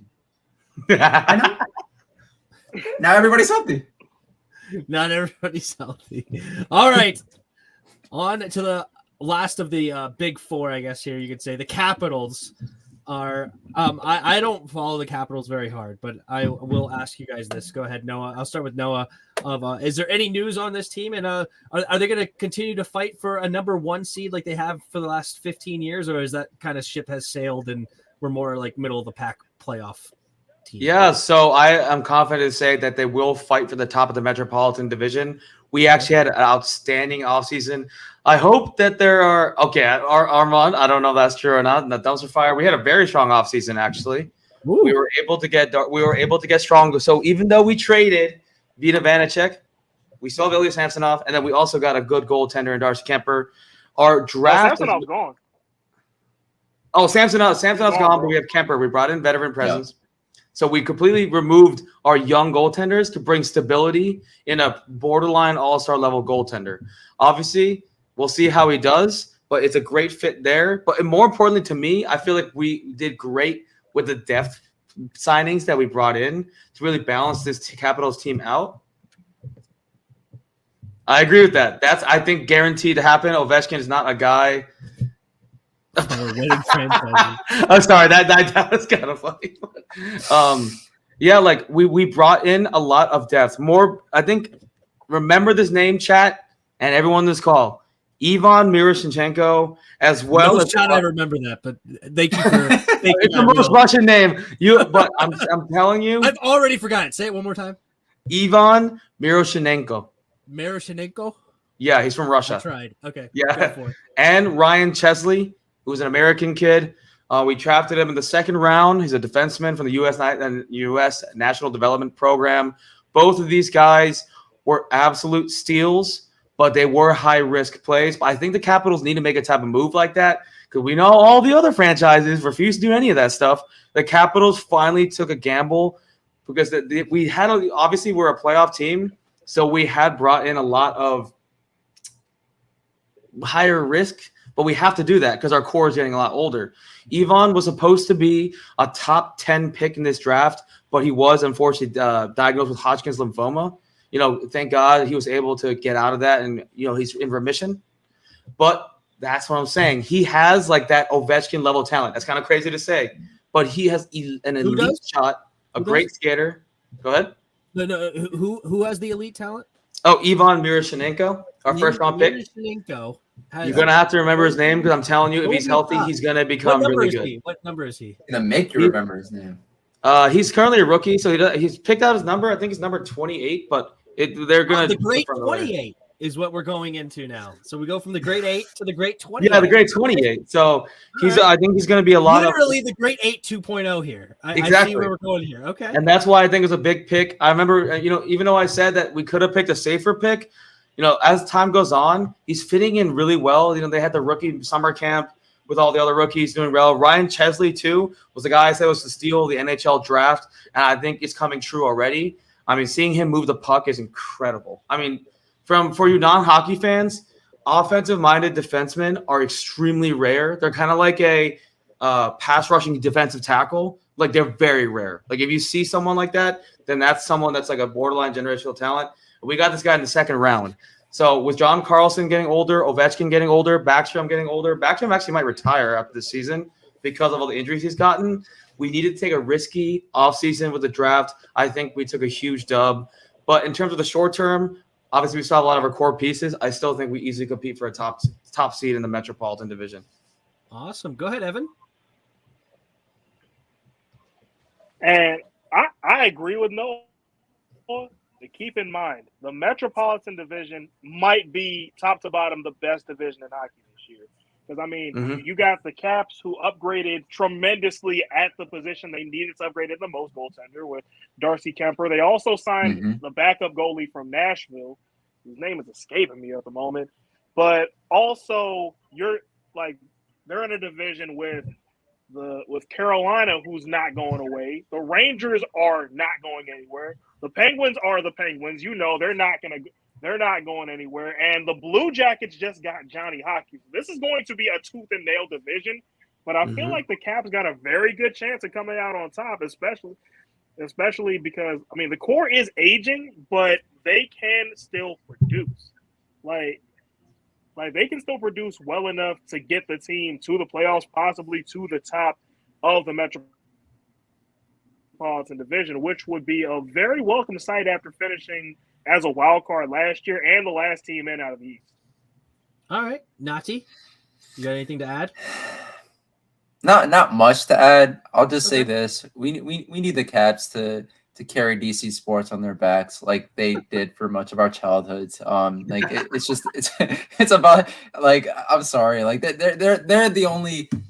Everybody, there's some people who have hope when it comes to the Commanders, but I mean, in terms of true hope, championship contending hope, the only team that offers that, major males team that offers that right now is the Capitals, because you got to shout out the Mystics as well. But Yeah, I mean, I like the moves that they made. Darcy Kemper from the Avalanche, Stanley Cup champion goaltender that we brought here in DC that helps fill a hole at the goaltender position. So I like that. But you got to worry about the age. Everybody's aging. And, at this point, with each passing year, the 2018 season, with us breaking or getting over the hump, getting past the first round, the typical first round playoff exit that we always have, with each passing year, that seems like an aberration more than the norm. And hopefully they could break through once again this year. But I feel like we've been saying this. I feel like I'm a broken record. We've been saying, the Caps are going to get past the first round every single year. And it's only been 1 year when they've done it. Magical year, but it's only been 1 year. So hopefully what Evan and Noah say, actually happens this year and we become a very good team, or we stay a very good team and the age doesn't become too big of a factor. And we get to go to more playoff games, Evan, like we did last May. Yeah, all right, I'm going to go around the panel real quick. Over, under 50 goals for Owen. We definitely got to do that again, man. Oh, well over. I think people need to realize he is the LeBron. LeBron's got the longevity, but Ovechkin is the greatest ageless wonder I've ever seen. Considering how physical he plays, he's still LeBron has to evolve his game. Ovechkin is still physical. He's 37. He's turning 38 soon. 50 goals. He's going to catch Gretzky, greatest goal scorer of all time. I said that all the time on the channel, and I'm going to stand to it to the day I die. He's the greatest goal scorer of all time. Nati, over, under. Over. Quickly. Over. Evan. Over. All right. The athlete LeBron wishes he was. That's spicy. But am I wrong? Awesome. You're not. Awesome. Well, great question there, Armand. Thank you. Appreciate the question. All right, cool. And anybody could pipe up here. Does anybody have any other teams in the area? Could be college, women's, whatever, that you think need to be shout out and could have some stuff. I know, Nati, you mentioned the Mystics. I know Mystics also won a championship just a couple of years ago. 2019. Yep, 2019, same year as the Nats, right? And then, but yeah, that's awesome. So, anybody else have any other team that we should be looking out for in the near future? In the local scene, Team Takeover. It's an AAU basketball team. Recently, a lot of people agree. I know everyone's laughing, but this DMV has slowly become the number one place in the country for high school basketball. We're going to have an entire generation of future NBA players. And I'm telling you, there's going to be a couple of them on Team Takeover. Abdul and I have been part of reacting to some of those channels. Some of those players. Yeah, I've seen that. Yeah. Yeah, I mean, they're backing it up. We got a couple 4 stars in that team, 3 stars. Some of these guys have NBA potential, and they're really putting DMV on the map as a 10 stars. Head. No, I'm just kidding. I know it's out of 5. It's 4 out of 10. He's only a 4 out of 10. Tim, Noah's too humble, but that's our best series on the channel, bro. That's where it's at. That's where it's at. I'm just saying, yeah, where you guys are reacting to their highlights and kind of going over the process. Yeah, I've seen a couple of those. That's awesome. Good for you. Yeah, kind of give a highlight to a lot of the local kids, because obviously there's the guys that everyone knows about, all the way to a 4-star. Some of these guys are unranked. It shows you, first of all, how talented people are in sports in general. Basketball, football, all these major sports. Because everybody wants to make the NBA. Everyone wants to make the NFL. You got guys that are unranked that, would be better than kids that less than 10 years ago. They'd be top-ranked guys 10 years ago. That's how competitive the sport is now. So just wanted to give a shout-out to Team Takeover and the rest of high school basketball in the DMV. Sweet. Do either of you guys got it, or are we moving on? Oh, I got one. Oh, go for it, Evan. Bowie State football. The last 3 seasons, really? 3 CIAA championships, 33 I grew up in Bowie, including 3 in the playoffs. That's mine. I grew up just down the street from Bowie State. Seriously, I grew up in the R section, right near that Rockledge Elementary School. You was out in the woods of Bowie. Yeah, for those that don't know, Bowie State University they in the woods, bro. Well, I down the street. It's a general term. Down 197 a little bit. I get you. Yeah. You said about an elementary school? Yeah, the Rockledge Elementary School. If you go towards the city of Bowie, it's the one right there on the left. Right up Racetrack Road? Racetrack goes the other side of the neighborhood. So 197 goes on one side, Racetrack yeah, on the other side. I know where you're at. I'm right in that area. Or, not anymore. I actually moved to District Heights, Forestville area. But I grew up right there in that part of Bowie. But anyway, cool. So Bowie State football has a great team, huh? Absolutely. And I've seen them this spring. I've seen them this summer. Mm-hmm. They don't look like they're slowing down anytime soon. Fair enough. Cool. Good for Bowie State. All right, great. So they've also got like there's also a name. Like, there's also a couple of names I'm actually going to say to watch out for in the NFL draft next year. First of all, defensive lineman. Oh, he plays D-line. He plays linebacker. He'll play whatever you want him to play, really. Joshua Pryor. Sorry, you have to say that again. It skipped. It skipped. Say the name again. Pryor. Joshua Pryor. Pryor. Mans is a beast. Who's he play for? He's an absolute dog. Who's he play for? Bowie State.